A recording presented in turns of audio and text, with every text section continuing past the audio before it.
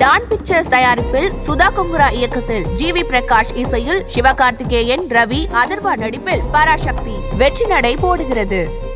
Rubilux paints, best quality, best value for money. உங்கள் பேர் சொல்லும் பெயிண்ட் ரூபிலக்ஸ் பெயிண்ட்ஸ். இந்த கிறிஸ்துமஸை இன்னும் அழகாக்க காஞ்சிபுரம் SM சில்க்ஸில் 60% வரை சிறப்பு தள்ளுபடி. அருகில் உள்ள ஷோரூமை இப்பவே விசிட் பண்ணுங்க. No compromise. உங்க சைடுலயும் எங்க சைடுலயும். It's a GT promise. GT Holidays, South India's #1 travel brand. நேயர்களுக்கு அன்பு வணக்கம். டெல்லியில இருந்து விஜய் அவர்கள் சென்னைக்கு புறப்பட்டுட்டாரு அப்படிங்கிற நியூஸ் தான் காலையில இருந்து எல்லாரும் பாத்துக்கிட்டு இருக்கோம். டெல்லியில இருந்து இங்க புறப்பட்டுட்டாருன்ற பட்சத்துல இங்க சென்னையில வந்து ஏதாவது பிரஸ் மீட் கொடுக்க வாய்ப்பு இருக்கா அப்படின்ட்டு காலையில எல்லாரும் ஏர்போர்ட் பக்கம் வந்து நிறைய பிரஸ் பீப்புள்ஸை பார்க்க முடிஞ்சிருந்தது. அந்த விஷயங்களுக்கு ஏதாவது வாய்ப்புகள் ஏதாவது? நம்ம பேசிட்டு இருக்க நேரம் அவர் வந்து தரையிறங்கிட்டாரு அப்படின்ற ஒரு விஷயம் தான். அங்க வந்து விசாரணை அப்படின்றது முதற்கட்ட விசாரணை நேத்து நிறைவடைஞ்சிருக்கு. இன்னைக்கும் அவர் ஆஜராக போறார் அப்படின்னு நிறைய விஷயங்கள் பேசப்பட்டு இருக்கப்போ இல்ல 19ஆம் தேதி அடுத்த கட்ட விசாரணை நடக்குமா அப்படின்றதும் ஒரு கேள்வியா தான் இருக்கு. ஆனா இப்போதைக்கு இல்ல அப்படின்றது முடிவு பண்ணியிருக்காங்க. நேற்று இரவுமே கூட அவ்வளவு நேரம் விசாரணைக்கு பின்னா அவர் வந்து அறைக்கு சென்றிருக்காரு. ஹோட்டல்ல இருக்கக்கூடிய அவரோட அறைக்கு சென்றிருக்காரு. அது இல்லாம அங்க நிறைய பேரை சந்திச்சிருக்காரு. விஜய் அவர்கள் நிறைய பேர்த்த பார்த்திருக்காரு. நிறைய விஷயங்கள் நடந்திருக்கு அப்படின்லாம் சொல்றாங்க. ஆனா அந்த மாதிரி எதுவுமே நடக்கல. அந்த மாதிரி நடந்தது அப்படின்னா அவங்களே அபிஷியலா சொல்லிடுவாங்க. ஏன்னா அவர் இருக்கக்கூடிய இடங்கள் ஒண்ணு இல்ல. நேத்து நம்ம அவர் டெல்லி அந்த CBI அலுவலகத்துக்கு போறதுக்கு முன்னாடி அங்க இருக்கக்கூடிய தாவேகா சார்ந்தவர்கள்லாம் வந்து அங்க இருக்கக்கூடிய விஜய் ரசிகர்கள்லாம் இப்ப எல்லாமே வந்து தொண்டர்களா மாறிட்டாங்க. அவங்க எல்லாமே எவ்வளவு வரவேற்பு ஆரவாரமோட ஒரு வரவேற்பு கொடுத்தாங்கன்னு நம்மளுக்கு தெரியும். இன்னைக்கு அவர் திரும்பிட்டாருன்னதுமே அவர் எந்த ஹோட்டல்ல இருக்காரோ அங்கிருந்து ஏர்போர்ட் வர வரைக்கும் கூட்டமா நின்று அவருக்கு மிகப்பெரிய அளவுல ஒரு ஆதரவை தெரிவிச்சிருக்காங்க. ரொம்ப மகிழ்ச்சியா இருக்காருங்க. அதுதான் அவரு ஒரு டென்ஷனாவோ ஒரு பதட்டமாவோ ஒரு கோபமாவோ அப்படிலாம் நீங்க அவர் எங்கேயுமே நீங்க பார்க்க முடியல. ஒரு சிங்கிள் ஃப்ரேம்ல கூட அவரை பார்க்க முடியல. இங்கிருந்து எப்படி அழைச்சிட்டு போனாங்களோ அங்கிருந்து வெளியே வர வரைக்கும் அவர் ரொம்ப கூலா தான் இருக்காரு. வெளியே இருக்கக்கூடிய செய்தியாளர்களுக்கு கையை காமிச்சிட்டும் ரொம்ப அதான் சொல்றேன். அது அந்த இடத்த அவரு எப்படி நீ கடந்து போகணுன்ற ஒரு விஷயம் இருக்குல்ல. இது வந்து டெல்லி போய் நம்ம பேசணுன்றதே எல்லாருமே நிறைய விஷயங்கள் நிறைய பேர் சொன்னாலுமே கூட அது அப்பாற்பட்ட விஷயம். விசாரணைக்கு அவங்க அழைச்சாங்கன்னா நம்ம போய் தான் ஆகணும். அந்த மனுஷனுக்கு எந்த ஒரு டென்ஷனுமே இல்லை. ஓகே, இதுதான் நடந்துச்சு, இந்த மாதிரியான விஷயங்கள் எல்லாமே தெளிவா எல்லாமே எடுத்து வச்சதான்னு நம்மள கேள்விப்படுறோம். அவங்களோட சார்பா இன்னைக்கு நிறைய விஷயங்கள் ஷேர் பண்ண போறாங்க. இதுதான் நேற்று நடந்தது. முடிஞ்ச உடனே இப்போ அவரு கிளம்பியிருக்காரு. நம்ம இன்னொரு விஷயம்லாம் கேள்விப்படுறோம். இல்ல பொங்கலுக்காண்டி அவர் வந்து லீவுக்காக ஏங்க அது வந்து CBIல நீங்க அப்படி ரீசனே கேட்க முடியாது. லீவ் போட்டு வரதுக்கு அது என்ன ஸ்கூலா காலேஜ் அப்படின்ற ஒரு விஷயம் இருக்குல்ல. அவருக்கு வந்து இப்போதைக்கு முதல் கட்ட விசாரணை நிறைவடைஞ்சிருக்கு. ஆதவர்ஜினா அவர்களும் புஷ்யானந்த் அவர்களும் 2 நாட்களை தொடர்ந்து விசாரணைக்கு உட்படுத்தப்பட்டாங்க. ஸோ அது முடிஞ்ச நிலையில தான் அவங்களும் திரும்பினாங்க. அதே தான் விஜய் அவர்களுக்கும் மீண்டும் 19ஆம் தேதி வர வாய்ப்புகள் இருக்கு அப்படின்னு நம்ம கேள்விப்படுறோம். இன்னும் முழுமையா அதுக்கான விஷயங்கள் வரல. நம்ம பேசிட்டு இருக்க நேரம் அவரு வந்து தரையிறங்கிட்டாரு. இங்க இருக்கிற ஆரவாரமான அந்த வரவேற்பு அவர் போற இடம் எல்லாம் இருக்கிறத நினைச்சு அவர் திகச்சு தான் போயிருக்காரு.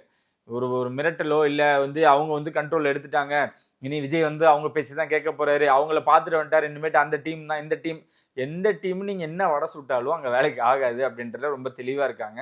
அதுதான் விஜய் அவர்களுமே தன்னோட செயல்கள் மூலமா அவர் கொடுக்கக்கூடிய பதிலடி தான். அடுத்த மக்கள் சந்திப்போ இல்ல வந்து நிகழ்ச்சியோ ஏதாவது ஒண்ணு கண்டிப்பா அவங்க ஏற்பாடு பண்ணுவாங்க. அப்ப அவர் அதுக்கான விஷயங்களை விஜய் அவர்களே உடைச்சு தகர்த்து எரிவார். நீங்க வேணா வெயிட் பண்ணிப்பாங்க. கிறிஸ்துமஸ்க்கு சமத்துவ கிறிஸ்துமஸ் விழான்னு ஒண்ணு கொண்டாடினாரு.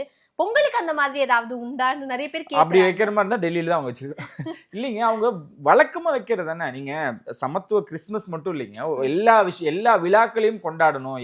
எம்மதமும் சம்மதமேன்னு ஒரு விஷயத்துல போறவங்க தான் தாவேக்கா அப்படின்றது நம்மளுக்கு ஆரம்பத்துல இருந்து தெரியப்பட்டு இருந்தது. நீங்க அந்த கிறிஸ்துமஸை மட்டும் இப்ப நிறைய பேர் எடுத்து பேசுறாங்க. அப்போ வந்து அவர் மட்டும் இது பண்ணாரு, அது கிராண்டா பண்ணாரு, பெரிய ஹோட்டல்ல பண்ணாரு. அதுக்கு முன்னாடி எனக்கு தெரிஞ்சு ரம்ஜானுக்கு வந்து அவங்க இடத்துக்கே போய் அந்த விழால கலந்துக்கிட்டாரு. ஒவ்வொரு இடத்துலயும் விஜய் அவர்கள் நான் எல்லாருக்கும் மாணவன் அப்படின்றத அவர் தெரிவிச்சுக்கிட்டே தான் இருக்காரு. நம்ம சொல்றது அதிகப்படியா இருந்தாலுமே கூட அதுதான் உண்மை. ஏன்னா அவருக்கு தெரியாதா இப்ப நம்ம வந்து ஓகே சமத்துவ கிறிஸ்துமஸ் பண்ணி கடந்து போயிரும் அப்படின்ட்டு இதுக்குமே பிளான் பண்ணி வச்சிருந்தாங்க. சமத்துவ பொங்கல் ஒண்ணு நம்ம பிளான் பண்ணலாம். அதே மாதிரி எல்லாருமே ஒரு இடத்துல அழைச்சு சொல்ல முடியாது, இருந்தாலும் இருக்கலாம். நம்ம பேசிட்டு நான் கூட அறிவிப்பு வரல. ஏன்னா அவங்க நினைச்சாங்கன்னா அவரு விஜய் ஓகே சொல்றதுக்காக அதெல்லாம் காத்துக்கிட்டு இருக்காங்க. அவரை இறங்கி எல்லா விஷயங்களும் பண்ண போறாரு. அவரு இப்படி கண்ணசிச்சா போதும், அடுத்த நாள் அவர் எங்க வரணும் 1 மணி நேரத்துல ரெடி பண்ணிடுவாங்க. இப்ப நம்ம தொடர்ந்து நம்ம ஈசிஆர் பக்கம்லாம் போறோம், நிறைய மாவட்டங்களுக்கு நம்ம போறோம். அவங்கலாம் வந்து எங்களுக்கு அனுமதியே வழங்கல, நேற்று நைட்டு தான் அனுமதி கொடுத்தாங்க அப்படின்றாங்க. அடுத்த நாள் காலையில மிகப்பெரிய கிராண்டான விஷயங்கள் ஈரோட்டில் நடந்த மாதிரி தான். முன்னாடி நாள் வரைக்கும் எங்களுக்கு அனுமதி கொடுக்கல, கடைசி நேரம் கிடைச்சிது, ஆனால் அதுக்குள்ளார இவ்வளவு விஷயங்கள் பண்ணிட்டோம் அப்படின்றாங்களே. ஸோ அதனால அங்க வேலை செய்யறதுக்கோ இல்லை ஏற்பாடுகள் பண்றதுக்கோ சிறிதுமே தாமதம் ஏற்படாது. அந்த அளவுக்கு வேகமா செயல்படக்கூடியவங்க தான் அங்க இருந்துகிட்டு இருக்காங்க. விஜயோட கண் அசைவுக்காக காத்திருந்தாங்க. இது எத்தனை நாள் அந்த விசாரணை இருக்க போகுதுன்றது தெரியல அப்படின்ற விஷயத்துக்காக தான் அவங்க தள்ளி வச்சிருந்தாங்க, நிறுத்தி வச்சிருந்தாங்க. ஸோ இனி என்ன நடக்க போகுதுன்னு தெரியல. ஆனா எல்லா விழாக்களையுமே கொண்டாடுங்க, மக்களோட மக்களா மக்களுக்கு தேவையான பொருட்களை கொடுத்து கொண்டாடுங்கன்னு சொல்லக்கூடியவர் தான் விஜய் அவர்கள். அதுல ரொம்ப ஸ்ட்ராங்கா இருக்காங்க அப்படின்னு நம்ம சொல்லலாம். விஜய் அவர்களோட தமிழ்ல கடந்த 2-3 நாட்களா அதிகமா பார்க்க முடியுது. நேத்து நைட்டு நான் ஒரு வீடியோ பார்த்திருந்தேன். ஆதவ அர்ஜுனா முன்னாடி சீட்ல உட்காந்துருப்பாரு, விஜய் அவர்கள் பின்னாடி சீட்ல கொஞ்சம் முகம் திரும்பின வாட்டுக்கு உட்காந்துருப்பாரு. உடனே எல்லாரும் அதை ரவுண்ட் பண்ணி காமிக்கிறாங்க. ரொம்ப சோகமான முகத்துடன் வீட்டுக்கு திரும்பிய விஜய் அப்படிங்கிற நெய்வேலி விஜய், நெய்வேலியில நடந்தது அப்படிங்க நடக்குது அந்த மாதிரியும் பார்க்க முடியுது இல்ல. ஏங்க அவரு இந்த பக்கம் எடுத்த ரிப்போர்ட்டரு அவர் இங்க வச்சு கேமராமேன் இங்க வச்சு ஆங்கிள் எடுத்திருக்காரு. அவரு அந்த பக்கம் இருக்கக்கூடிய கேமராமேனுக்குலாம் சைகை காமிச்சிட்டு போயிருக்காரு சிரிச்ச முகத்தோட. அதான் நம்ம யாருமே பேசல. அந்த பக்கம் இருக்க ஆங்கிள் வீடியோ வந்துருச்சு, அது யாரும் பார்த்தாங்களா? இது வைரலா இருந்தது, அதனால இதை பத்தி பேசுறாங்க. ஆதவ் அவர்களும் உடன் இருந்திருக்காங்க. அதான் சொல்றேன், அவங்க விஜய் அவர்களுக்கு இப்ப சீனியர் சிபிஐ பொறுத்த வரைக்கும். ஏன்னா முன்னாடி அட்டன் பண்ணிட்டு வந்துட்டாங்கல்ல. ஸோ அதனால அந்த ஒரு விஷயமா தான் டிராவல் பண்ணிட்டு இருக்காங்க வழியே. விஜய் அதான் நான் சொல்றேன், எந்த இடத்துலயோ நம்ம முகத்தை மறைக்கணும், நம்ம வருத்தமா இருக்கோம் கோபமா இருக்கோன்றதை அப்படிலாம் கிடையவே கிடையாது. அந்த மனுஷனுக்கு தெரியும் எந்த விஷயத்தை எப்படி ஹேண்டில் பண்ணணும் அப்படின்ற. அதனாலதான் அவர் அங்க இருக்காரு. ஸோ இன்னொன்னு, அங்க நடந்த விஷயங்கள் எல்லாத்துக்கும் அவங்க கேட்க எல்லா பதில்களையும் ரொம்ப தெளிவா கொடுத்துருக்காரு. அது நம்மளுக்கு மெயின்டோ சொல்றேனே, நீங்க நிறைய சேனல்ஸ்ல பார்த்தேன், நிறைய இடங்கள்ல பேசினாங்க, சிலர்லாம் உள்ள என்ன நடந்துச்சுன்றது அப்படியே அக்யூட்டா பேசுற மாதிரிலாம் சொல்றாங்க. அது யாருக்குமே தெரியாது. நம்ம நேத்து சொன்னதான், ஒரு அறைக்குள்ள நடந்த விஷயத்த ஒரு எழுத்து கூட நீங்க காது கொடுத்து கேட்க முடியாது. பக்கத்துல என்ன நடக்குது போய் ஒட்டு கேளுங்க அப்படிம்பாங்கல்ல, அது சிபிஐ ஆபீஸ்ல அப்படி நடக்க வாய்ப்புகள் இருக்கா? மேல் இடத்துல இருந்து வந்த ப்ரெஷரு, விஜய்க்கு 2 பேப்பர் வச்சிருக்காங்க, அதுல அவர் சைன் பண்ணணும், இதுக்கு அவர் ஓகே சொல்லணும், விஜய் அவர்கள் அதுக்கு தான் சம்மதிக்கணும், அப்படிலாம் ஒண்ணுமே இல்லை. அப்படி பண்ண முடியாது. இந்த காலகட்டத்துல ஒருத்தர் இப்படி நீங்க நெருக்கடிகள் கொடுத்து எதுக்குமே சம்மதம் வாங்க முடியாது.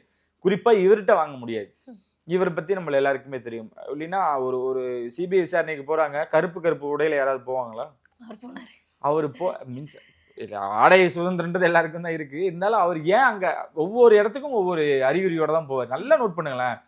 அவர் வச்சிருக்க பேக்ல என்ன எடுத்துட்டு போறாரு, எல்லாமே இதை எடுத்துட்டு போறாரு. அந்த மாதிரியான விஷயங்கள், அதாவது எதிர்த்தரப்பினர் கொடுத்துருக்காங்களாம், மேல் இடத்துல இருந்து கொடுத்துருக்காங்க, அதெல்லாம் எடுத்துட்டு. அப்பெல்லாம் ஒண்ணுமே கிடையாது. கரூர்ல நடந்த விஷயங்கள் அவர் இங்கிருந்து எத்தனை மணிக்கு புறப்பட்டா இது பண்ணாரோ அந்த பேக்ல இருந்துச்சு. அதே மீறி அவர் பண்ணக்கூடிய ஒவ்வொரு செயல்களிலும் ஒவ்வொரு விஷயங்களையும் பாருங்களேன், ஏதாவது ஒரு விஷயங்கள் இருக்கும். அதை நீங்க நல்லா டிகோட் பண்ணி பாருங்க. ஒரு விஷயத்துக்கு போறாரு, இப்ப பிரச்சாரத்துக்கு போறாரு அப்படின்னா, பரப்புரை பிரச்சாரமோ மக்கள் சந்திப்புக்கு போனாருன்னா ஒயிட்ல தான் போவார். அது மாற்று கருத்தே இல்லை. நேத்து சிபிஐக்கு போகும்போது ஏன் அவருக்கு தெரியாது? அவர் ஒரு பொலிட்டிஷியன் தானே, ஒயிட் அண்ட் ஒயிட்ல போக முடியாதா? இல்ல அவருக்கு பிடிச்ச மலேசியா போயிட்டு இருந்தாரு, அந்த மாதிரி கேஷுவலா போக முடியாதா? இல்ல, எனக்கு தெரியும் அவர் அந்த குசும்புன்னு ஒன்று இருக்குல்ல, அது விஜய் குசும்புங்க. அது கூட இருக்க யாருமே சொல்லி, சார் நீங்க பிளாக் அண்ட் பிளாக்ல வாங்க, நம்ம போய் எதிர்ப்பு தெரிவிக்கலாம் அப்படின்னு சொன்னாலும் அவர் கேட்கக்கூடிய ஆள் இல்லை. அவருக்கு என்ன தோணுதோ அதுதான் பண்ணுவாரு. அவர் முடிவு பண்ணிட்டாருன்னா மாற்றவே முடியாது. நீங்க தலையில் இன்னும் தண்ணி குடிச்சாலும் முடியாது. நான் இப்படிதான் பண்ணுவேன், என்ன உனக்கு என்ன பிரச்சனை தான் கேட்பாரு. ஸோ அதனால அதுல ஒன்றும் பிரச்சனை இல்லை. அவர் அந்த மாதிரியான விஷயங்களும் இல்லை. இப்போ ஒரு தலைவனா மாறிட்டாரு, எல்லாரையும் பார்த்தாகணும், சந்திச்சுதான் ஆகணும். இந்த முகத்தை மறைச்சிக்கிட்டு அந்த மாதிரியான விஷயங்களை அவர் துளி கூட நினைச்சு கூட பார்க்கணும். நேத்துக்கு நம்ம பேசியிருந்தோம், ஜனநாயகன் படத்துக்கு இன்னைக்காவது ஒரு முற்றுப்புள்ளி கிடைக்குமா அப்படின்னு. இன்னைக்கும் கிடையாதுன்றத ரொம்ப தெளிவா சொல்லிட்டாங்கன்னு நினைக்கிறேன். ஜனவரி 15ஆம் தேதி அன்னைக்கு தான் அந்த கேஸை பத்தின தகவல்கள் வெளியே வரும். உங்களுக்கு லீவ் கேட்டீங்களா? வாய்ப்பே கிடையாது.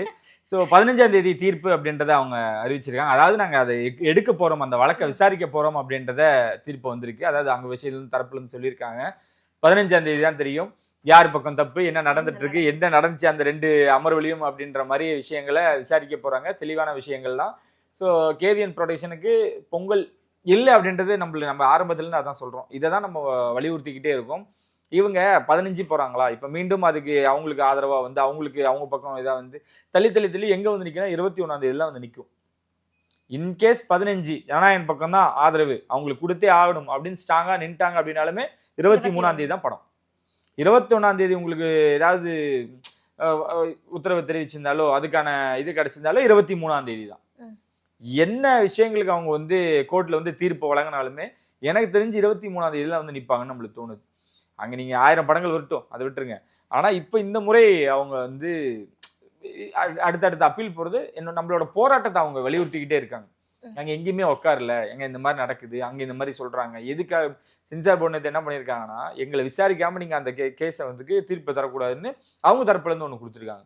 ஸோ மல்லு கட்டுறது பயங்கரமா போய்கிட்டு இருக்குங்க. அதுக்கு பின்னாடி என்ன நடக்குதுன்னு நம்மளுக்கு தெரியும், எல்லா மக்களுக்குமே புரிஞ்சிருச்சு.